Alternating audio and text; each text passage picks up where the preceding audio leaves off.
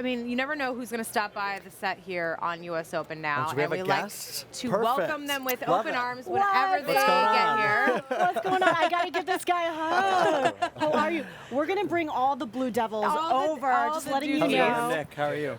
Hi, I'm Jamie. This is Jamie. JJ Redick. Here's your Yes. microphone. Hopping in here on set. And Prim, I'm going to let you start this out because this Prim, is your this is all yours, fellow. baby.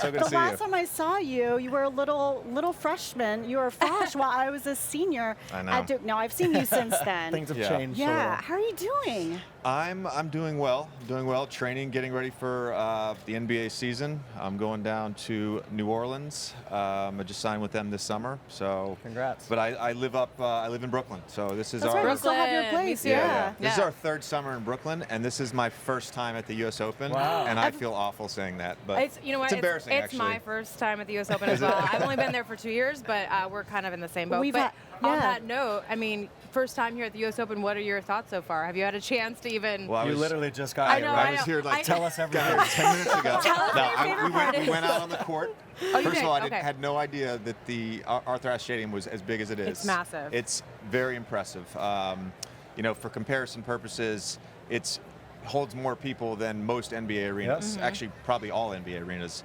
which is amazing. But yeah, I'm excited today. I mean, you can't always predict who you're going to get to see play, and we get to see Federer and Serena Williams, who are two of the greatest athletes, period, ever.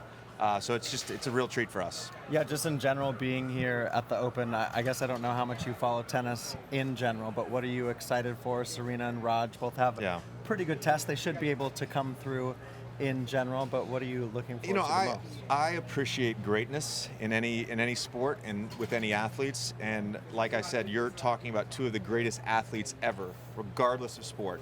And the other thing with them is they have been able to sustain excellence well into their 30s. It's amazing. Which I'm 30. I just turned 35 this summer, Happy and I birthday. think Roger's Happy 38 birthday. and Serena's 37. So hopefully I'm playing at a high level like them in 2 or 3 years. I mean, it's really remarkable what they've done. And the other thing I would say is, I was having this conversation this week with a buddy of mine, and it's remarkable to me that Federer, Nadal, and Djokovic are all playing at the same time. Yeah. And Still they're going. arguably the three greatest tennis players, and they're all playing in the same era. And really in no other sport have you ever seen that before. You haven't seen that in basketball, surely. I mean, LeBron and Jordan didn't cross paths at all. So it's really rare what we're getting to see in tennis right now. You know, we've had a number of athletes that have come through. We had Kobe, Gordon Hayward yesterday. We had a couple of the Yankees, and it's all their first experience here at the U.S. Open. But one thing that they all bring up is the fact of how lonely tennis is, because you come from the world of basketball, you've got teammates to rely on. So how much do you have an appreciation for just that loneliness of tennis? I can really appreciate it. In fact, as a shooter in basketball, you spend a lot of time alone in a gym, or as a child, alone in a backyard, alone at a park, working on your craft, doing something repetitively over and over and over again. And that's how you build your skill set. Now, obviously, when you get to the competition, I have 4 other people on the court that I rely on. But there's really nothing like tennis, and certainly golf you can put in there too. And the mental side of that is really remarkable. Did you play tennis at all growing up? Yeah, I still play tennis You do? recreationally. Really? I feel like I'm going to follow in Kobe's path. I know he says he's playing a lot, so when I'm done playing, Are you going to I pick need up to some move. tennis? You going to make a comeback? Golf for You me, gotta it's too transition? static. Yeah, I'm gonna play Oh, tennis. okay. Actually, my wife started playing 5 years ago, and it is absolutely her passion and her hobby. She takes lessons. She has a partner. They play 3 times a week. So we both have gotten into tennis, and when we go on vacation, we play against each other. Oh, Really? you play against each Wow. other. Yeah. How's How does that? that go Wins. down? So Because that never goes down well. Anytime you go we're spouse ve- to spouse, that's not we're good. very competitive against each other. Here's the thing: my wife's skill set is astronomically better than mine. Okay. Like her backhand, her forehand, her serve. She's astronomically more skilled. She's technically. but I am a But- professional athlete, Oh my God. so I typically win. I feel like we need to bring your wife up Is she here here? Where to is get she? the. She Is needs she to here? defend herself. We're- Who wins when we play We're on asking. vacation? Tell the truth. Okay. Shh.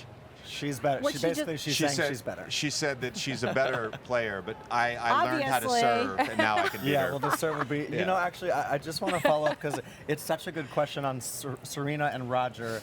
And as a fellow professional athlete, do you guys take that energy from what we're seeing in tennis? The fact that these guys are now in their late 30s. I mean, are you looking at other athletes in other sports and saying, "Dang, like you're still going"? I take motivation from that. It is inspiring. It gives me hope, for sure. It gives me hope. I had a guy who we all know and is also a very big tennis fan, Steve Nash, who mentored me a little bit as I was transitioning from age 29 to age 30. Huh. And he gave me some pearls of wisdom because he was really one of the first guys that I knew of in my generation of players that played really well into their 30s. Ray Allen was the other guy that immediately comes to mind. And now we're seeing more and more athletes do this at a really high level. And you can go to quarterbacks in the NFL as well. And I think a lot of this, right, is the sports science and the way that athletes are taking care of their bodies and all the information and data that we have now, and athletes are using that. And but I would say this: when I'm going to watch Serena and Roger today, I will get emotional. There's something very inspirational about watching people perform at this level. And I'm really looking forward to that. I'm curious if you had a chance to watch any of the match last night between Coco Gauff and Naomi Osaka, or maybe reading about it and seeing that sportsmanship that Sure. we saw at the end of the match, and your thoughts on that, because that's not something you generally see in professional sports, especially to that level, I guess. Yeah, I didn't watch the match last night, but I think when you get two competitive people who have a high level of respect for the game and respect for each other, you see that sportsmanship come out.